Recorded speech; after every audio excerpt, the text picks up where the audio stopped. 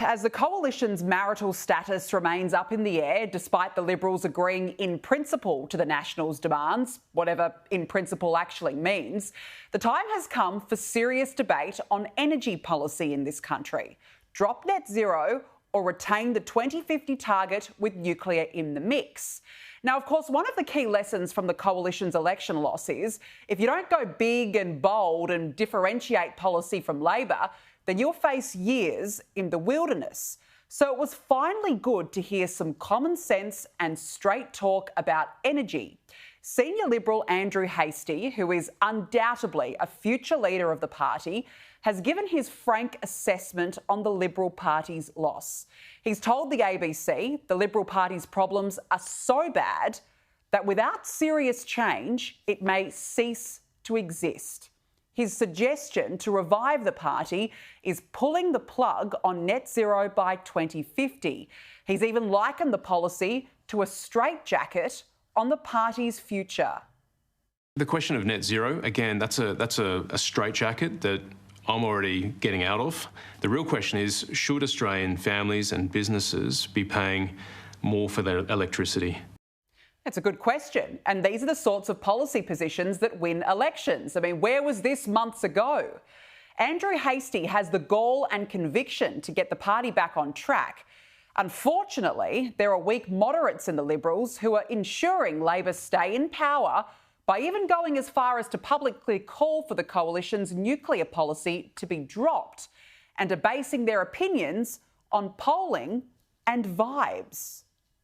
Most Australians believe climate change is real, and we have to deliver energy policies that ensure that we reach our net zero targets and that we deliver stable power and power that is as cheap as possible. Well, that's a surefire way to keep Labor in power. I mean, no wonder they're in opposition. The reality is Labor is selling us a pup with its guarantees of getting to net zero 2050 on a renewables-only fantasy ride and running scare campaigns on nuclear. Its policies are hurting families, pushing up power prices and crippling the economy, a point not lost on Andrew Hastie. Should we allow this sort of hypocrisy at the heart of our economy to continue, whereby we sell coal and gas to India and China and we deny it to our own people? That's the question that I think we need to answer. And he's not wrong. We sell our resources to China and India, two of the world's biggest emitters, and two countries who are not even signed up to net zero by 2050 themselves. And where has it got us? With higher bills and an unreliable energy grid during heat waves and cold snaps. And of course, the cost of climate action is high when you take into account the batteries, wind farms, hydro, solar farms, transmission lines, emissions reduction policies. Over years and years, it would go into the hundreds of billions of dollars. And what's the return on investment? Well, Labor will already undershoot its 2030 target by 14 percentage points. That's according to experts. Australia needs 10,000 kilometres of high voltage transmission lines by 2050, but the project is so far behind, only half of it will be delivered in the next decade. So we aren't exactly getting bang for our buck here. Getting to 2050 on a part-time power source leaves us open to the same blackouts experienced just weeks ago by Spain and Portugal. I mean, you only need to look at the progress being made globally to see how far behind we are. Net zero has been dropped in New Zealand by revoking a ban on drilling for oil and gas, marking an end to a policy announced by former PM Jacinda Ardern. The UK Conservative Party will ditch its commitment, a target set by the previous UK government. Former UK Labor Prime Minister Tony Blair made an astonishing intervention just last month, criticising net zero policies, saying any strategy based on either phasing out fossil fuels in the short term or limiting consumption is a strategy doomed to fail. And we know Donald Trump has already scrapped it. But back home, even the Nationals are divided on targets. This is the ability in any democratic process and that the National Party runs, is that you can prosecute an individual case. But the policy that the last was determined, and we actually reviewed it. There was about 2 or 3 times in which people wanted to re-prosecute the net zero case.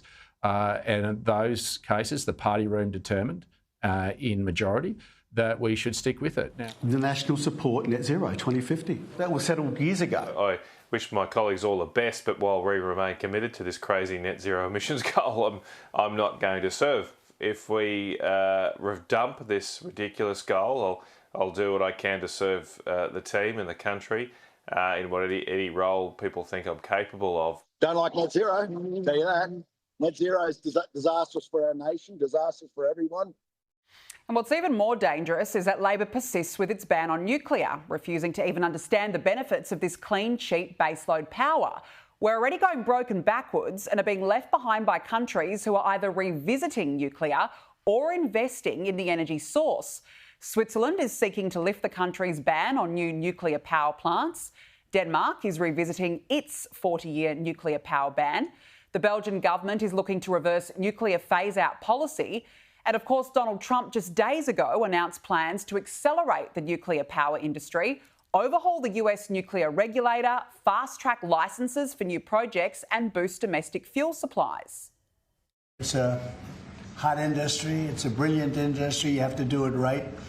It's become very safe and environmental, yes, 100%. I would say we'll be second to none because we're starting very strong. But it's time for nuclear. How Labor even plans to get to net zero 2050 was never explained or even detailed during the election campaign, yet all we heard about was the lies that the coalition's nuclear plan would cost $600 billion. And it's even getting more and more blindly ambitious. By 2035, it wants emissions to be 60 to 75% less than they were in 2005.